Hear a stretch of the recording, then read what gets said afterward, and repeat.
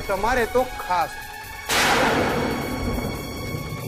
કારણ કે મને આ બધી વાતો ઉપરથી એવું લાગી રહ્યું છે કે સુશાંત આ બધું એના અપમાનનો બદલો લેવા કરી રહ્યો છે।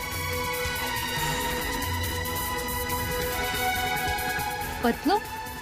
પણ ઇન્સ્પેક્ટર રાણા, સગાઈ તો એણે ફોક કરી હતી, મેં નહીં। પણ જો એ આ બધી બાબત સમજતો હોત તો એણે આવા ધતિંગ કર્યા જ ના હોત ને।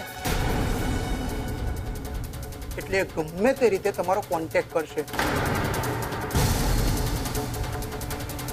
ને જેવો તમારો કોન્ટેક્ટ કરે કે તરત જ મને ઇન્ફોર્મ કરજો, એટલે આપણે એને પકડી લઈશું।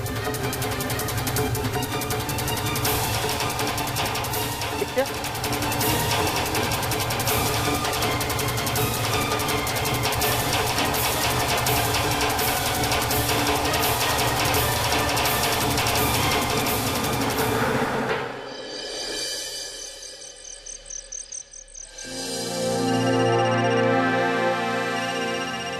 કોણ છે યાર? અરે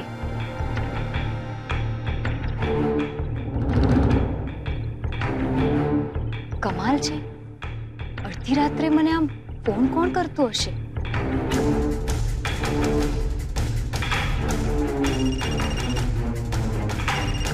બીજી વાર કોણ છે જે મને આમ વારંવાર પ્રાઇવેટ નંબર?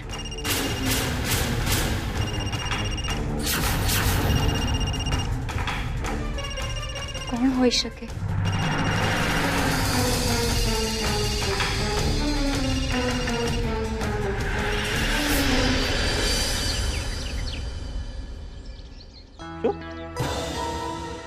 ના મમ્મી, જરાય નહીં। હું ત્યાં રાખડી બંધાવવા નથી જવાનો, અને હું શું કામ જઉં ત્યાં? હા, એવો તો કેવો ઈગો! જો એ લોકોને રાખડી બાંધવી હશે ને તો એ લોકો અહીંયા આવશે।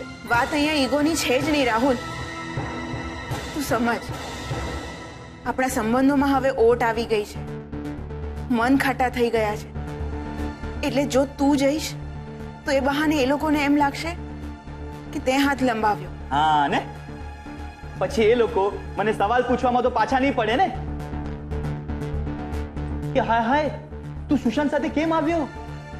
રાહુલિયા, કિંજલે તારું શું બગાડ્યું છે? ફલાણા ફલાણા।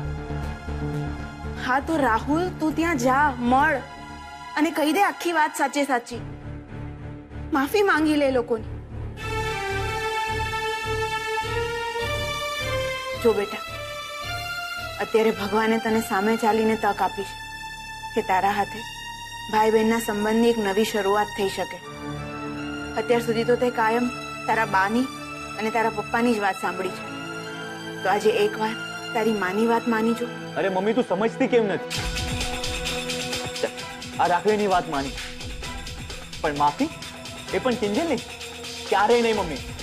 તો એ ક્યારેય નહીં ને તારે આજે કરીને બતાવવું પડશે, અને એ ફરજિયાત છે તારા માટે, સમજો? આજ સુધી તે એક ભાઈ તરીકેની ક્યારેય કોઈ જવાબદારી ઉપાડી છે? ના, અધૂરામાં પૂરું તે કિંજલનો પાસપોર્ટ ફાડી નાખ્યો, ટી મેલામાં પણ તે ચીટિંગ કરી, અને મોટા ભાઈની દુકાનનું પાટિયું ઉતારીને તારા કેફેનું પાટિયું મારી દીધું, અને પોસ્ટર પ્રકરણ ભૂલી ગયો? રાહુલ એક રાક્ષસ હોય ને એ પણ પોતાની બેન માટે આખી દુનિયા સાથે લડે છે, નહીં કે પોતાની બેન સાથે જ લડે। રાહુલ, તું સમજતો કેમ નથી? આપણે બધા છીએ તો એક જ પરિવારના ને, એક જ ઘરના ને, તો હળી મળીને રહો ને તમે લોકો, જેમ તમે નાનપણમાં રહેતા હતા ને। યાદ છે તને રાહુલ, નાનપણમાં જ્યારે સ્કૂલમાં તે પેન્સિલની ચોરી કરી ત્યારે ટીચર ફૂટપટ્ટી લઈને મારવા આવેલા, તું કિંજલ પાસે ગયો ને કિંજલને કહ્યું કે મને બચાવી લે કિંજલ, અને કિંજલે પેન્સિલ પોતે ચોરી કરી છે એમ ટીચરને કહ્યું, અને પોતે જ માર ખાતી રહી। રાહુલ, આને કહેવાય લોહીની સગાઈ, અને એ સગાઈ નિભાવવા માટે આપણે થોડા નીચા નમવું પડે ને તો નમી લેવાનું હોય, વિચારવાનું ના હોય।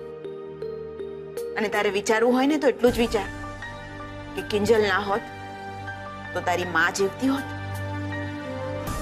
કાકી, સેજ બળશે પણ લોહી બંધ થઈ જશે। હા, સાચવે ને બેટા? હા, ધીરે। હા,